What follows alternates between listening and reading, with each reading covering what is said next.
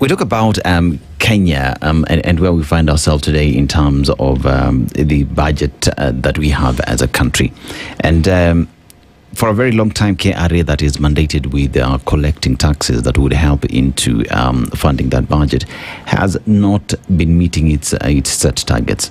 But we also read from the very same book that says that Kenya, we do not have a problem of getting taxes and all that. We have a problem. We do not have a problem of revenue. We have a problem of expenditure. Prof. I think I've heard that statement for a long time, but I need to dispute it. We don't have a problem revenue. Yes. I was looking at IMF and the government of Kenya revising the growth targets for this year downwards. So remember, we get revenue, tax revenues, because the economy is growing. If my business grows, if my salary grows, then my tax goes up, or the tax that I pay also goes up.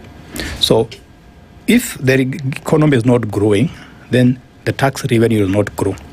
So I agree with you that maybe that's one perspective we need to look at. That maybe why we don't get the targets, why we don't get as much tax as possible, is because the economy is not growing enough. If you remember, during the Kibaki era, when we came up with Vision 2030, we targeted a growth rate of 10%. We have never reached there. But on the expenditure side, because it's a balance, you correct the revenue, you make use of it. I think we've also been a bit, I don't want to use the word reckless. We have not been very focused. Because if you look at the reports I hear every day about what we are doing in our taxes, I don't think it's the most prudent thing to do.